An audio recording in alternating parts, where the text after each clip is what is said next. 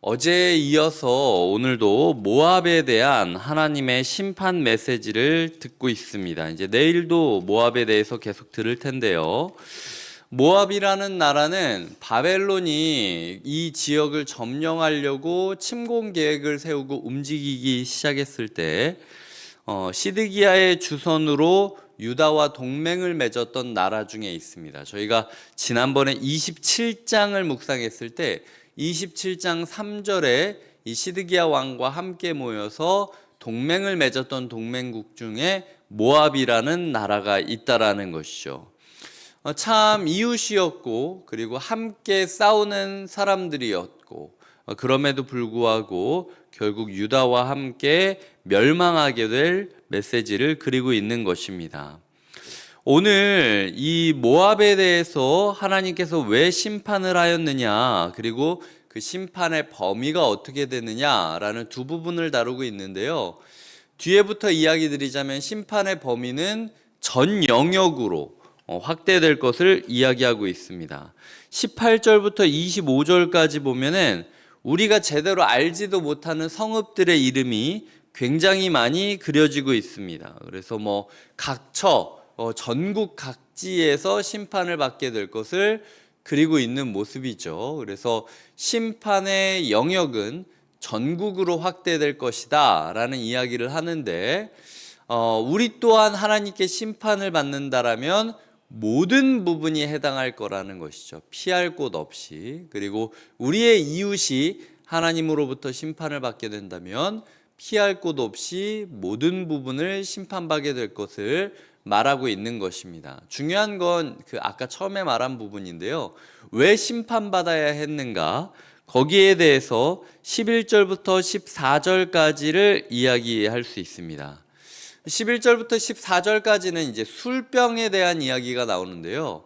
술을 담그고 난 다음에 이게 정기적으로 간장이나 이런 것들을 담을 때 위에 있는 거를 조금 건져준다든지 이런 식이 돼야 되는데 술을 빚어놓고 이것을 그대로 너무 오래 둬가지고 이 건더기들이 위에다 찌꺼기들이 위에 쌓이고 냄새가 이상하게 된 변질된 모습들을 얘기하고 있는 겁니다. 하나님 마음 가운데 이거 이렇게 정기적으로 이렇게 병도 옮겨주고 이렇게 걸러주고 하면서 탁한 냄새가 나지 않도록, 상하지 않도록, 변질되지 않도록 했어야 되는데 가만히 놔뒀더니 괜찮다라고 얘네가 생각하고 있구나 라는 이야기가 심판의 원인이라는 거죠.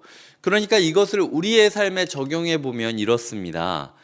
여태까지 나는 문제 없는 인생이었어. 그러니까 나는 괜찮은 인생이야. 특별한 일 없을 거야 라고 생각을 하는 우리에게, 우리가 혹은 그런 생각을 하면서 복음을 받지 않는 이웃에게 하나님께서 여태까지 너의 삶에 문제가 없었기 때문에 네가 괜찮을 거라고 생각을 한다면 너 그거 진짜 큰 심각한 문제다 라고 이야기를 하는 거죠. 너 그거 네가 잘 살았기 때문에 괜찮았던 게 아니라 술병 옮겨야 될 때 안 옮겼듯이 네 인생의 모든 찌꺼기들이 위에 덕지덕지 끼어가지고 지금 이제는 아예 병을 깨트리고 버려야 된다라고 느껴질 유통기한 지난 음식처럼 여기고 있는 거야 라고 생각하는 거라는 거죠. 그래서 문제가 별로 없기 때문에 나는 괜찮다라고, 일이 없기 때문에 나는 신앙생활 잘하고 있는 거다 라고 생각하시는 분들이 있다면 오히려 유통기한이 지났기 때문에 버려질 준비를 하고 있는 걸 수도 있다라는 것을 경고로 삼아야 된다라는 겁니다. 그래서 내가 어쩌면은 이 인생에 고민이 있고 문제가 있고 걱정이 있어서 새벽 기도의 자리에 나오시고 영상이나 음성을 통해서 함께 고민하며 기도하는 성도님들이 어쩌면 유통기한이 안 지난 걸 수도 있다라는 거예요. 왜냐하면 그들의 마음은 하나님께서 계속 잔을 옮기듯 이렇게 옮기고 저렇게 옮기고 이 말씀을 줘서 변화시켜 보기도 하고 저 말씀을 줘서 한번 흔들어 보기도 하고 이런 식의 일들을 하는데 주변에 보면은 막 얘기하는 분들 있지 않습니까? 나 종교 안 필요해. 나 여태까지 잘 살아왔어. 아무 일도 없었어. 그냥 사람들이 나 착하게 살면 되는 거 아니야? 이렇게 살아가는 사람들이 오히려 더 위험할 수 있다라는 것이죠.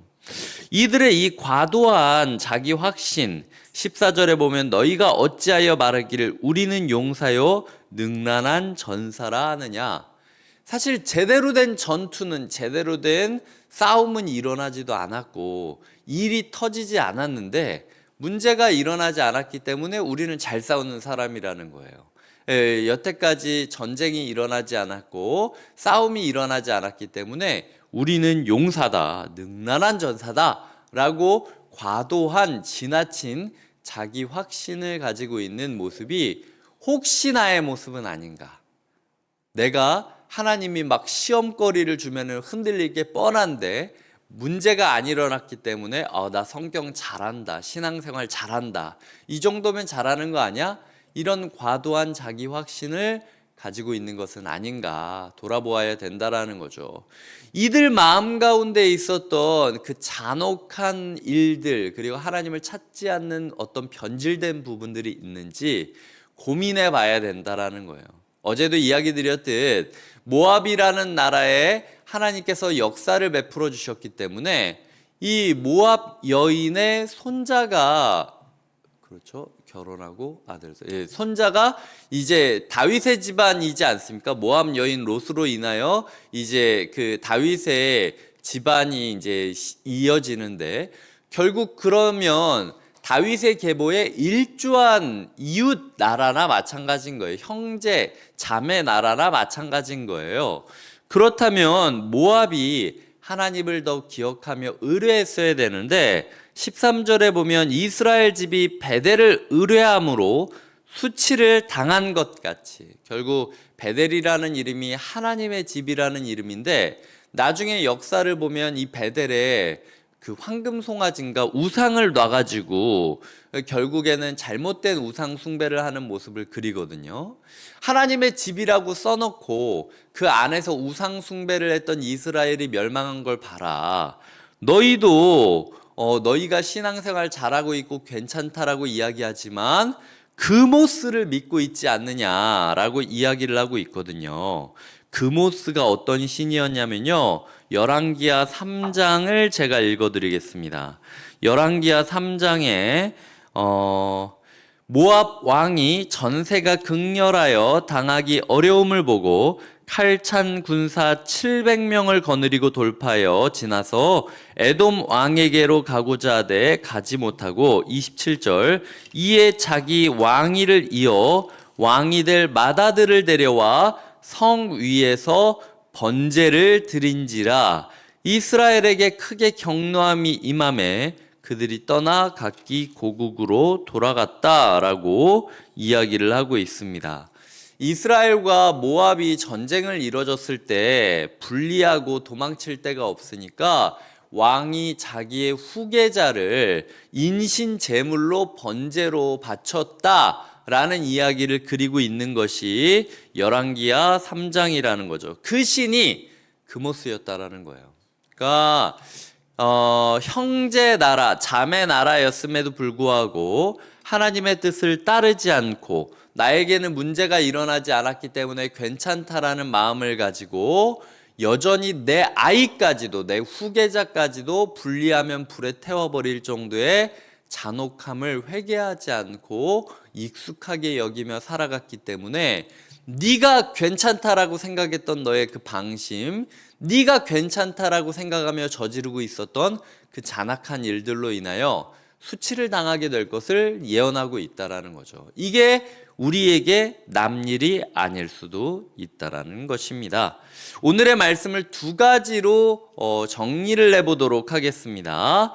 먼저 우리 자신을 향하여 우리의 삶 가운데 나는 문제가 없으니까 잘 살고 있는 거다라고 생각하면 한번 점검해 봐야 된다는 거예요.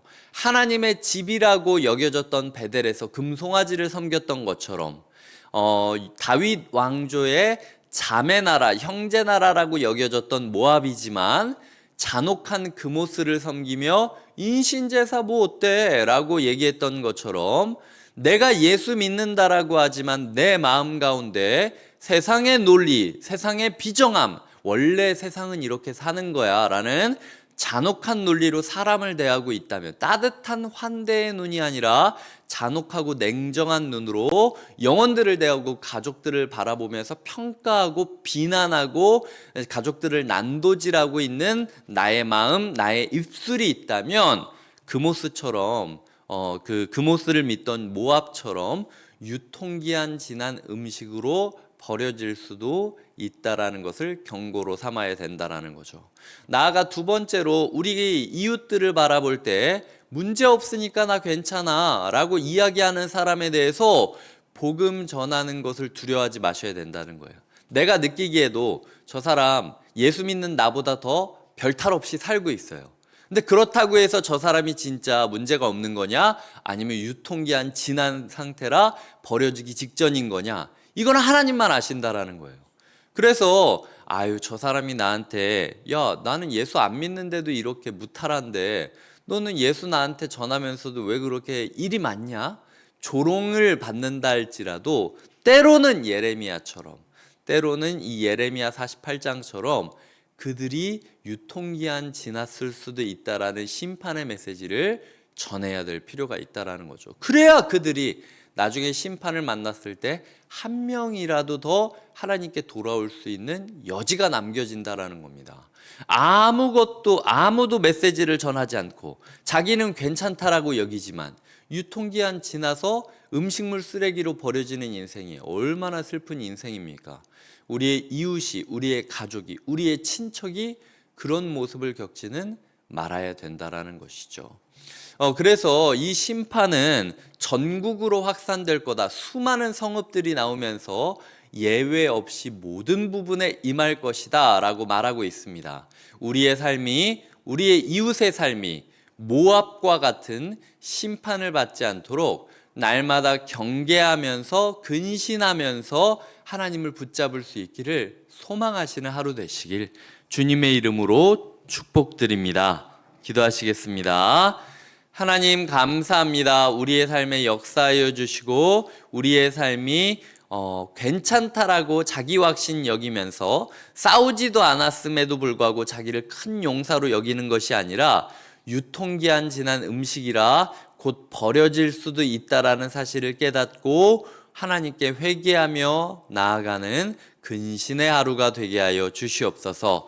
우리의 주변에 있는 이웃들도 괜찮다라고 여기는 것이 아니라 자신 안에 있는 잔혹성과 냉정함을 깨닫고 하나님께 돌아오는 회개의 시작점이 되게 하여 주시옵소서. 감사옵고 예수님의 이름으로 기도드립니다. 아멘.